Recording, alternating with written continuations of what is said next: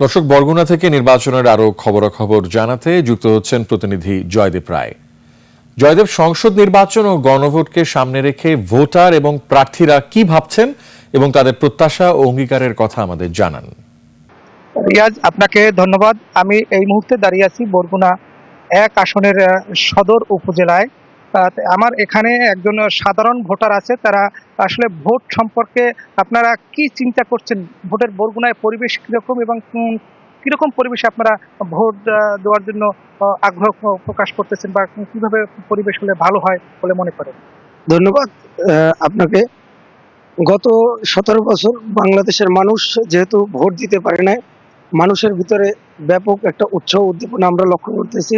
পাশাপাশি আমরা সকল প্রার্থীদের দেখতেছি অত্যন্ত আনন্দঘন পরিবেশে তারা বিভিন্ন মানুষের কাছে ভোট প্রার্থনা করছে এবং এ নিয়ে সারা বরগুনার মানুষ খুব উৎসাহ উদ্দীপনার ভিতর থেকে তারা আছে যে একটা সুন্দর পরিবেশে নির্বাচন অনুষ্ঠিত হবে, এই আশাই আমরা ব্যক্ত করতেছি।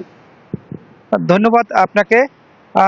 বরগুনা ১ আসনে বাংলাদেশ জামাতি ইসলামের প্রার্থী মোহাম্মদ মহিবুল্লাহ এখানে আছেন। উনি মূলত এই সংসদ নির্বাচনে প্রথম অংশগ্রহণ করেছেন। সংসদ নির্বাচনে এই প্রথম অংশগ্রহণ করেছেন, সেক্ষেত্রে সাধারণ মানুষের কিরকম সাড়া পাচ্ছেন আপনারা? আলহামদুলিল্লাহ, ধন্যবাদ ২১ টিভি সহ বরগুনাবাসীকে। মূলত আসলে আমার জীবনের এই প্রথম জাতীয় সংসদ নির্বাচনে বাংলাদেশ জামাত ইসলামী কর্তৃক মনোনীত প্রার্থী, জাতীয় সংসদ প্রার্থী। তো আমরা মূলত মানুষের কাছে জাতীয় নির্বাচনের যখন শুরু হয় তখন থেকে আমরা প্রচারণা বিভিন্ন মাঠে ঘাটে ব্যাপকভাবে আমরা প্রচারণা শুরু করেছি। মূলত জনগণের মাঝে একটা উচ্ছ্বাস যে দীর্ঘ ১৭ বছর পর্যন্ত মানুষ তারা ভোট দিতে পারে না, ভোট অধিকার থেকে ছিল বঞ্চিত।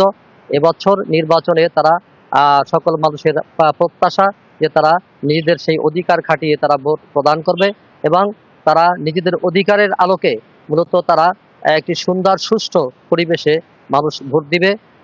এভাবেই মানুষ মূলত যেখানেই যাচ্ছে সেখানেই মূলত আমাদের প্রতি আস্থা সৃষ্টি করছে এবং আমি বিগত দিনে এই বরগুনা সদর উপজেলার আমি ভাইস চেয়ারম্যান ছিলাম।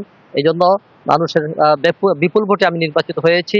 মানুষের একটা আস্থা রয়েছে যে মহিবুল্লাহ হারুন আমাদের কাছে আস্থার ব্যক্তিত্ব, সুতরাং তাকে আমরা ভোট দিব।